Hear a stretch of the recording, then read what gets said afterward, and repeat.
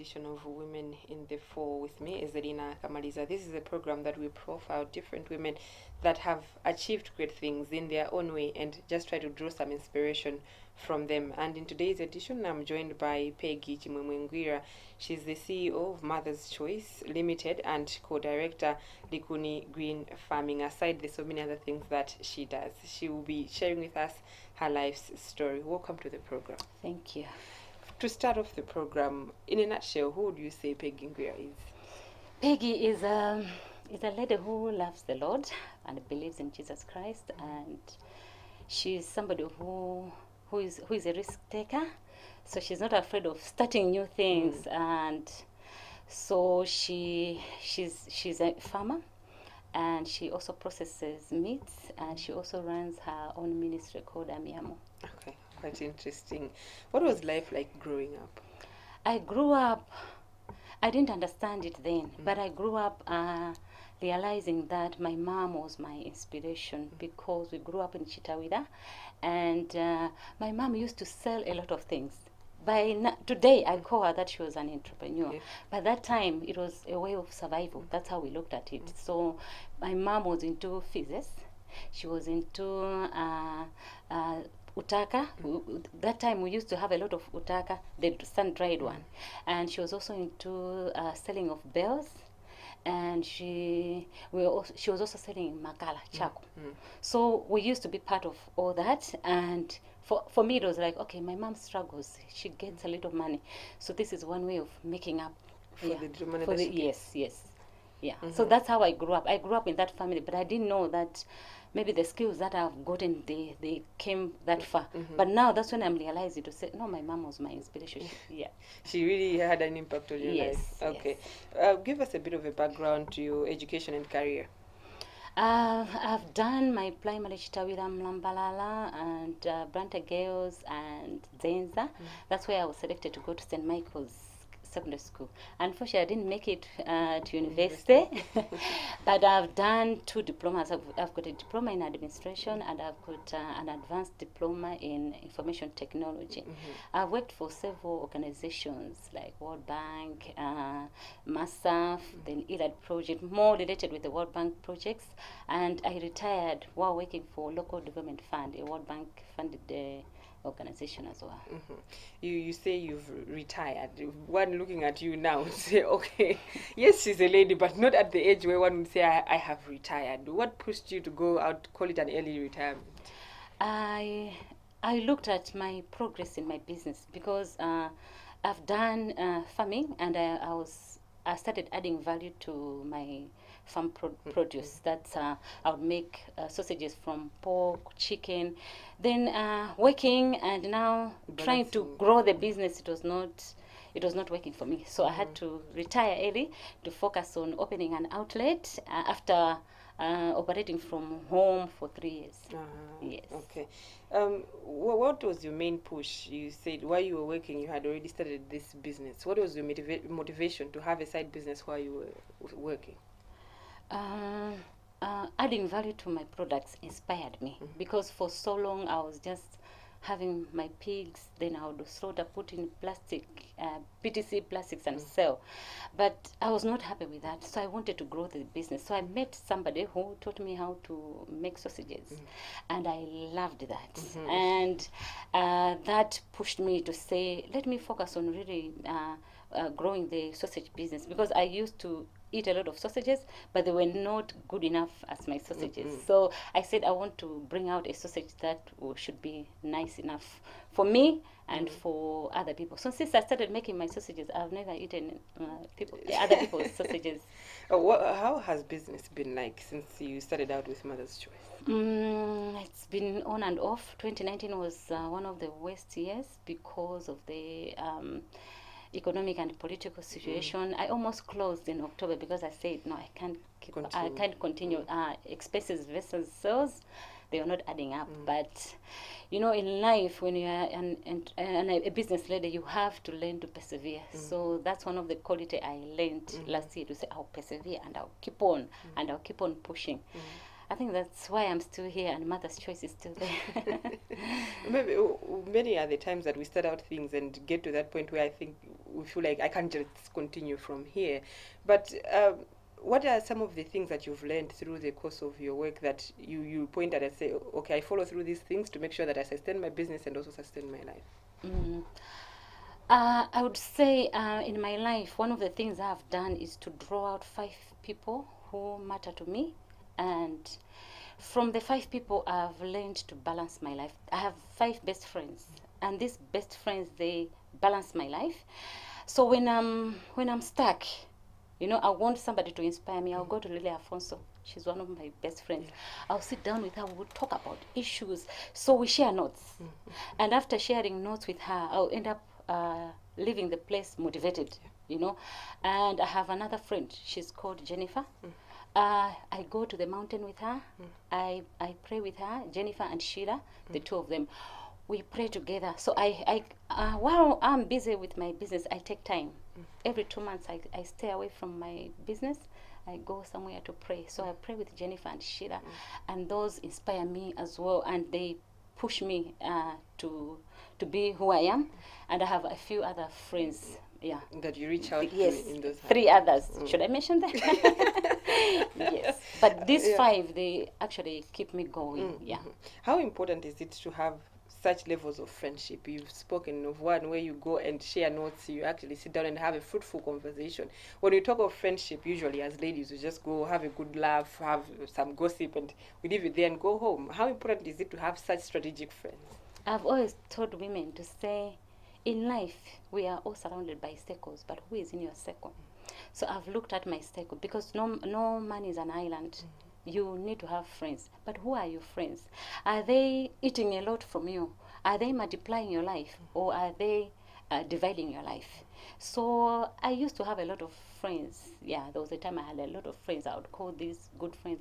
But now these 5, they build who Peggy is. And I've learned to say, the challenge that I'm facing, somebody has already gone through it. And nothing is new. So discussing with your friends, being with people who have already gone through that, their experience pushes you to do better.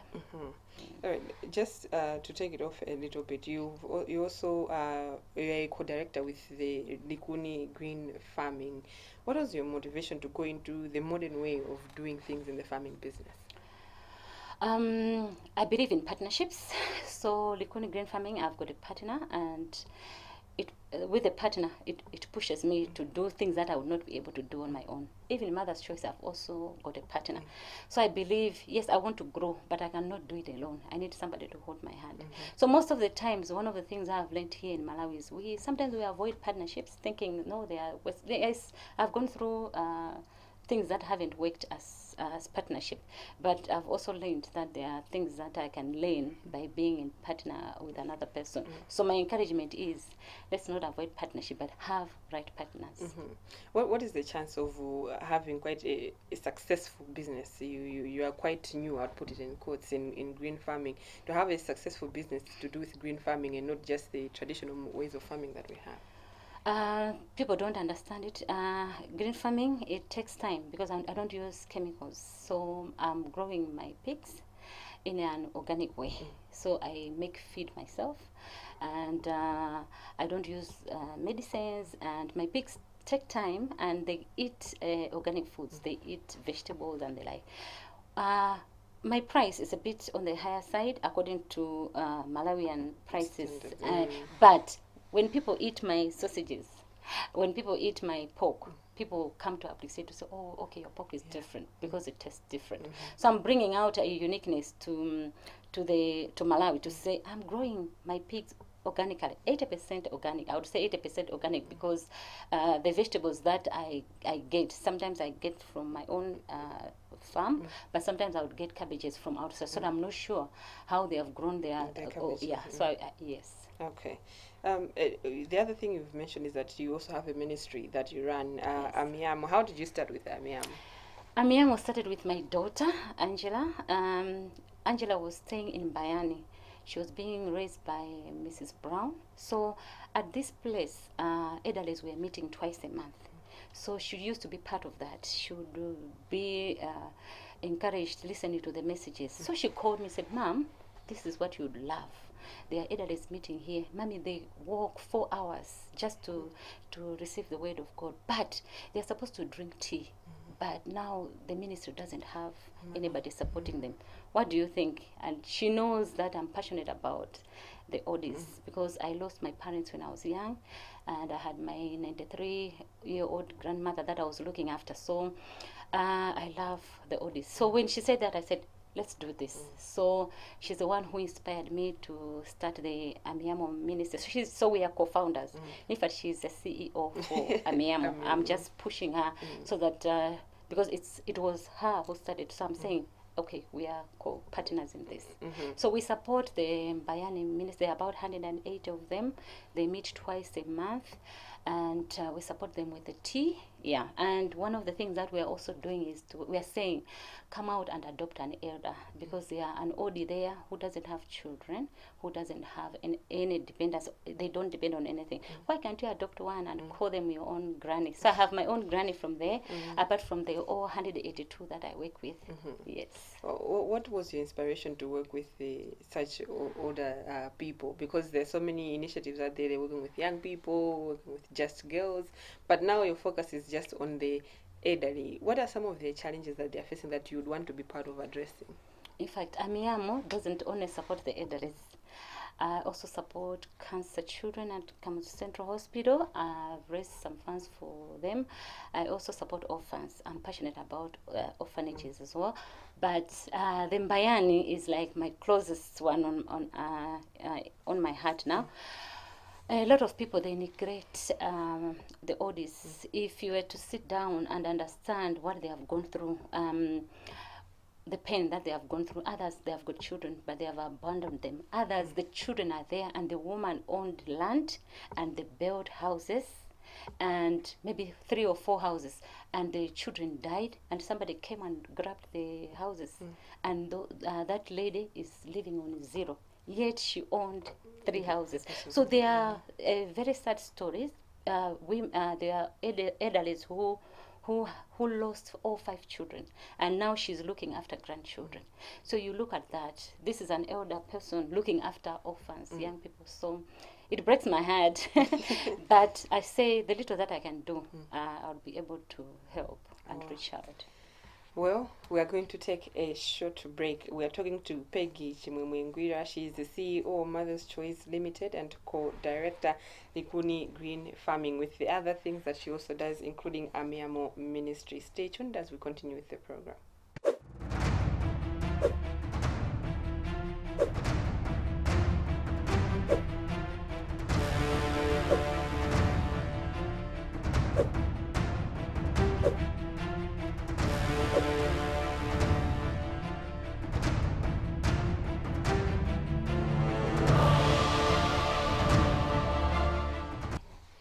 Well, welcome back. We are continuing with the program Women in the Fore with Peggy Chimwemwengwira. She is CEO Mother's Choice Limited and co-director Likuni Green Farming, and also she's also leading Amiamo Ministry, where she's taking care of the elderly, also incorporating in orphans and other needy groups.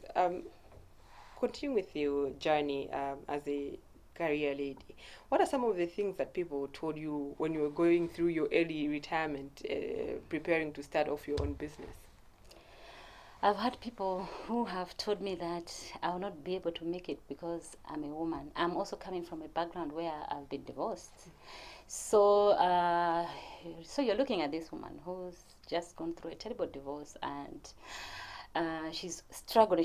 She's also retired, but I've learned to say, when you have a dream, you keep working on your dream. You don't let it die. So keep on working on a dream.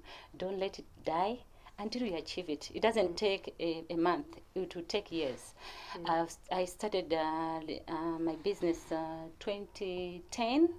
But look at it, 2020. That's when, yes, that's when you see that it's pushing. I'm looking at where I'm going. I'm excited about where I'm going, and so that's the problem that we have here. You do something 2 or 3 months later, it's not working. You give up. But one of the things I've learned: be determined. You have a dream. Don't allow it to die. Keep on working, polishing it until you achieve what you want. it. What would you tell women that are also aspiring? They maybe they have business ideas. They have tried out some, but maybe they fail on the way, and they felt like, okay, I'm not going to make progress in this. What are some of the things that you've learned through your journey that you'd share with them? Find a mentor. Who is your mentor? Apart from the circle that I've spoken about, find a mentor in life. Somebody who inspires you. Somebody who makes you feel good being with them. They push you in your mind. They bring out the best in you. Apart from finding a mentor, find a coach. Somebody who should coach you on business. I've been coached. I've attended a lot of courses, Gracia Marshall course. A lot of every opportunity that I've had that women are meeting, I would go there. You know, where I'm seeing somebody who is doing better, I would go and sit down with them. One of the friends that I have is Towira Charakas. She's a Kati Malambe juice. I would sit down with her and I say, "You're my mentor. So wherever you go, I want to walk with you." So these are some of the things. We get jealous of one another instead of looking at somebody who is doing better and join them and say, let me learn from them. In Malawi, most women, what would they do? They would say, that one is bad, that one is satanic, that just because that person is doing fine. So we miss out on learning on how others are doing. To do with the issue with learning, there are sometimes maybe some that are watching us would say, okay, maybe I don't have an opportunity to attend the Gracia Marshall trainings. I don't have an opportunity to attend these big profile trainings. But within ourselves, in our communities, how can we learn from each other as women? How do we build support systems for each other to build our economic stabilities? You know what? One of the problems that we have in Malawi is we don't grab opportunities, and we don't know how to use the information that is at hand. For example, there is Kondwani Ngwira. He's running PIC, and he's offering free entrepreneurship courses to everybody for free. You know, you start free, then you end up registering. Those are some of the things that I push women. I say, okay, you don't know anything about business? Go and learn at PIC. You know, it's free. Then later on, you end up being recognized and mentored. So these are the things that in Malawi we need to start doing. You know, we spend a lot of time on WhatsApp saying hi. You know, I use WhatsApp. Sharing videos. Exactly. For me, I will go on WhatsApp and I'll say, what information is here? What can I learn from here? Some of the opportunities that I've gotten, they are through WhatsApp forums, but good ones. Like in my life, I learned about the African Development Bank. They were offering what do they call a grant to help you do a feasibility study. And I saw it on WhatsApp. I checked it out. Then I had to ask somebody to say, can you help me to apply this? So one of the things, we force ourselves to do things that we don't know. So I have somebody who helps me submit my proposals because I'm not good at that to that level. Have the ideas. But I have ideas. Yeah. So I sit down with the person and say, this is my idea, bring it out, because they are gifted in that way. So we also have to recognize, to say, we cannot all be gifted in all areas. So let's work with other people who can help us. In terms of supporting each other as women, what are some of the things you'd say that pull us back? Because we have great ideas, we know how to talk, we share stories, very different stories. But what pulls us back from using these talents that we have to grow, and we find ourselves struggling still? I believe that sometimes one has to do is to write their dream on paper, work on it, polish it up, until it's ready to be shared with the world. As women, we talk too much. We use our mouth instead of using our brain. So sometimes you share something that is still small, and people will push you back to say, no, this you cannot do, this you cannot do, this you cannot do. If somebody had told me that I would not be able to be where I am, that time I would have believed it. But because I kept on pushing, okay, I've made a mistake, until I grow. So sometimes let's learn to keep our ideas, polish them, ask God to help us and to give us the right person that we can share with. And in that doing, we'll be able to move forward. you're also a mother. Some women say that, okay, being a mother, I need to take care of my home. Perhaps they have a job. I need so many things to do, and they are thinking to themselves, well, can I really start a company from my small business? What would you tell such women? As a mother, if I'm talking to my children, we'll be talking about business. I think about business 100%. You know, I would wake up. God is my inspiration. After God, my mind is filled up with business.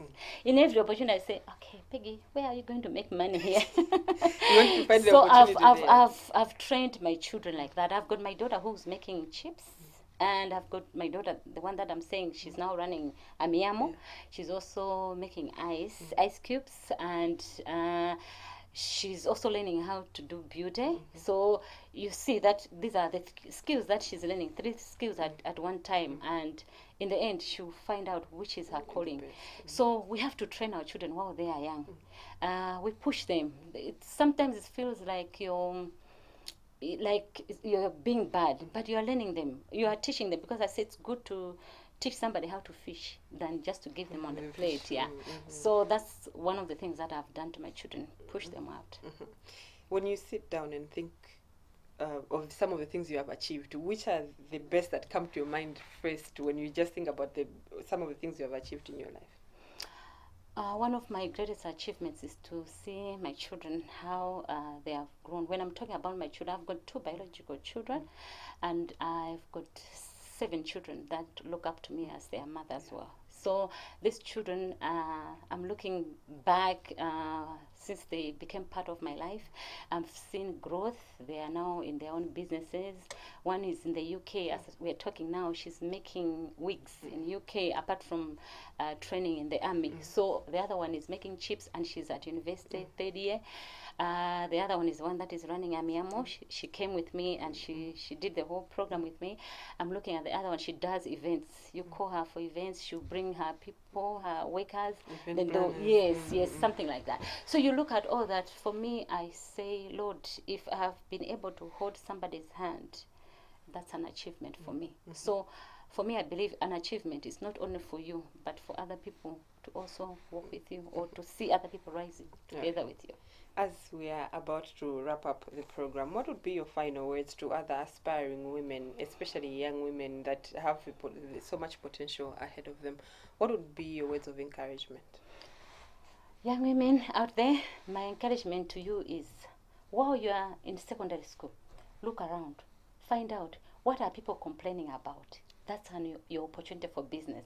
Because I believe a business is, you have to solve a problem and be paid on it. You're in secondary school, others are complaining they don't have ballpoints.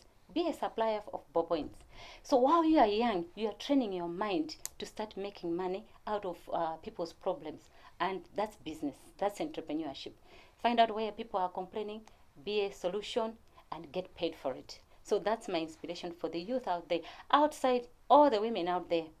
Whether you're staying in 25, in Branta, everywhere, where people are complaining, write down. Be a solution and get paid for it. Thank you so much, Peggy, for making it to the program. Thank you. That's how we've had our chat with Peggy Chimwemwe Ngwira. She is CEO Mother's Choice Limited and also co-director Likoni Green Farming. She also runs various initiatives that are there to support elderly women, orphans, and also she just highlighted how much we should use our careers, our dreams, or the various things that we have gifted with to help others also achieve the best that they can with their lives. You've been with me, Ezerina Kamaliza. Stay tuned to Times Television.